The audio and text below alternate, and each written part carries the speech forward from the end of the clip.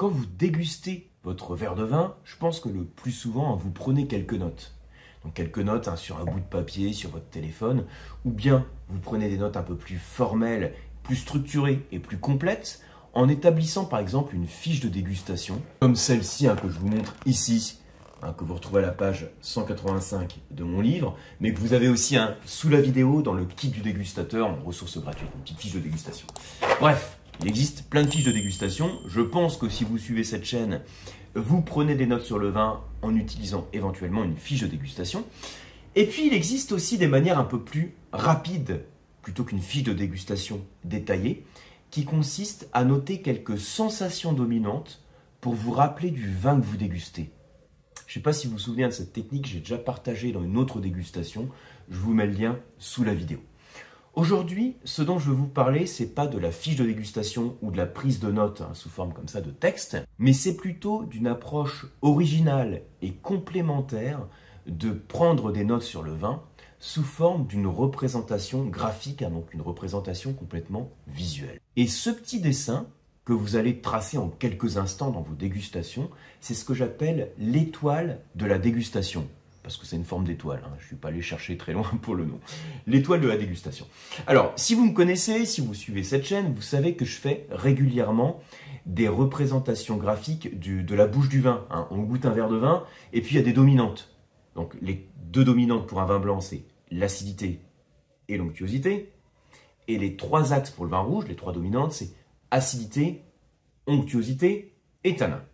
Okay, donc ça permet de faire de représentations comme ça graphiques de la bouche du vin.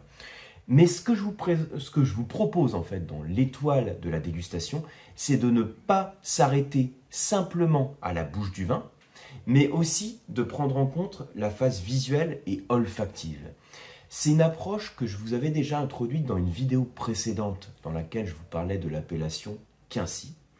Et ici, dans cette courte vidéo, je voudrais revenir donc sur cette étoile de la dégustation pour vous apprendre en quelques mots à la tracer et vous dire aussi dans quel contexte, à quel moment vous pouvez l'utiliser et comment ça va pouvoir vous aider à progresser dans le vin. Le principe, donc, ça va être de tracer des axes qui correspondent à chacune des étapes de la dégustation.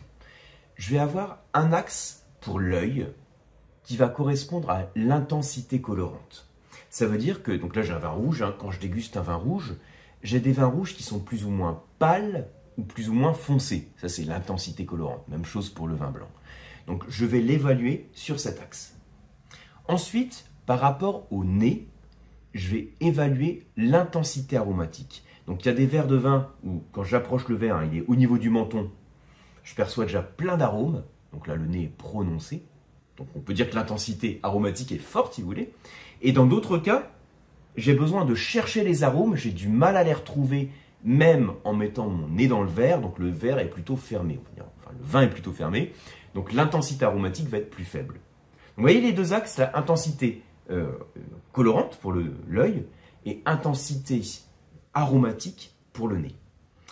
Je ne parle donc pas de la couleur du vin, je ne dis pas si le vin est rubis, s'il est violacé, s'il est grenat, je ne dis pas s'il sent plutôt le champignon, la fraise, le cassis, la violette, etc. Je cite pas des termes en particulier, j'évalue juste le niveau de quelque chose puisque je suis sur une représentation graphique. J'ai donc là deux axes qui sont représentés. Donc l'axe de l'œil, l'axe du nez. Et ensuite pour la bouche, donc il y a plus d'axes que je vais utiliser. Vous allez retrouver les axes que vous connaissez si vous suivez cette chaîne. Je vais vous les redonner. Donc, acidité, onctuosité, tanin. Donc l'onctuosité, c'est l'alcool, pour faire simple, l'alcool ou le sucre. Acidité, onctuosité, tanin, auquel j'ajoute l'axe du corps. Et donc au final, vous avez ce type de représentation que je vous mets en fond d'écran, qui est une représentation à 6 branches. Un axe pour l'œil, un axe pour le nez, 3 axes pour le profil gustatif et un axe pour le corps. Donc en fait, les 3 axes que je représentais sur le schéma en orange correspondent à la bouche, puisqu'on part du principe que évaluer le corps du vin, c'est-à-dire sa force, ça se fait principalement en bouche, par la présence d'alcool, de tanin mûr, de concentration aromatique par exemple. Et puis, au-delà de cette évaluation que je fais au niveau de la bouche, je fais l'évaluation du nez, et l'évaluation de l'œil. Du coup, je fais une petite application rapide en représentant de manière comparative deux cépages blancs, le Sauvignon et le Viognier. Le Sauvignon, j'en ai parlé il n'y a pas longtemps sur la vidéo sur Quincy, donc on va retrouver dans le Sancerrois par exemple. Et puis le Viognier, cépage emblématique de la vallée du Rhône, qu'on va retrouver par exemple dans Contrieux, hein, pour citer une des appellations qui a la plus forte notoriété dans laquelle on retrouve ce cépage. Je peux tracer l'étoile que vous avez en fond d'écran. Alors d'après vous, en bleu c'est qui? C'est le Sauvignon ou le Viognier? Et en vert c'est qui? Alors, celui qui a la plus forte acidité, que est représenté ici, c'est le Sauvignon. On peut comparer ici les niveaux d'acidité. Je vois que j'ai plus d'acidité dans le Sauvignon, j'ai moins d'onctuosité et moins de corps, mais j'ai aussi plus d'intensité aromatique. Même chose, je vais faire un petit profil gustatif comparatif entre deux autres vins, deux autres cépages, le Pinot Noir et le Cabernet Sauvignon. Donc je repose la question, d'après vous, en vert, c'est qui? Est-ce que c'est le Pinot Noir ou est-ce que c'est le Cabernet Sauvignon? Donc je vous laisse observer un petit peu l'étoile. Alors, ce sont deux cépages qui ont une certaine acidité, mais, alors peut-être que ça vous surprend, mais le Cabernet Sauvignon apporte généralement en bouche une acidité qui est plus vive. Peut-être que l'identification, vous pouvez la faire beaucoup plus rapidement et plus facilement en regardant l'axe de l'œil. L'intensité colorante d'un Pinot Noir est moins marquée, hein, c'est un vin qui est plus pâle, qu'un Cabernet Sauvignon. Le Cabernet Sauvignon a plus de polyphénol, une peau épaisse, donc beaucoup de tanins. D'ailleurs, regardez aussi le comparatif au niveau de l'axe du tanin. Plus de tanins dans le Cabernet Sauvignon que dans le Pinot Noir. Un Bordeaux est plus tannique qu'un Bourgogne pour faire simple. Donc voilà ces petits exemples sur l'étoile de la dégustation. Ce que je vous invite à faire, c'est pas forcément à tracer comme ça une étoile de la dégustation pour tous les vins que vous dégustez. En fait, en pratique, le cas où c'est le plus efficace et le plus intéressant, le plus pédagogique et le plus enrichissant, c'est de le faire de manière comparative. C'est pas pour rien que je vous ai montré ces exemples. Vous dégustez 2 verres de vin. Bon, là, j'en ai qu'un pour la caméra, mais voilà, 2 verres de vin. Et vous allez tracer vos étoiles de la dégustation pour faire un comparatif sur les différents axes. Et le gros intérêt de cette approche, c'est que ça va vous sauter aux yeux les différences qu'on a dans la dégustation. Parce que si vous comparez comme ça une fiche de dégustation d'un Pinot Noir et d'un Cabernet Sauvignon, effectivement, il va y avoir des différences qui vous imposent une lecture et une interprétation des termes qui sont écrits sur la fiche. Bon, c'est le principe, hein. En même temps, la fiche a l'intérêt d'être bien complète, puisqu'on décrit les arômes, etc. Mais là, l'approche et l'objectif n'est pas le même, c'est simplement d'avoir une différence qui saute aux yeux entre les vins. Vous voyez, si je fais un comparatif entre deux vins, donc 2 étoiles de la dégustation qui sont très proches, mais que par exemple l'axe de l'acidité est très distinct, tout de suite, ça vous saute aux yeux les différences entre ces vins.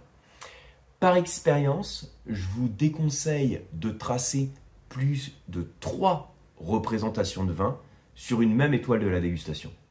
Pourquoi? Parce que ça devient complètement illisible, vous avez des traits de partout. Le mieux, le plus efficace, c'est souvent de comparer un 3 vins.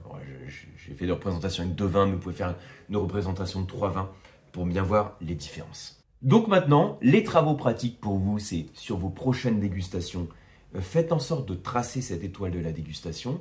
Là encore, j'insiste, surtout quand vous avez 2 verres de vin différents. Vous allez les comparer comme ça entre eux de cette manière-là. Je vous invite à tracer ces différentes représentations. Donc moi, d'un point de vue pédagogique, je m'étais amusé à tracer comme ça sur plusieurs groupes de cépages les représentations. Je vous les partagerai si ça vous intéresse sur une prochaine vidéo. En attendant, n'hésitez pas à mettre cette petite technique en application. Vous allez voir qu'elle va vous permettre aussi de progresser sur la dégustation et de mieux comprendre et mémoriser les vins que vous dégustez.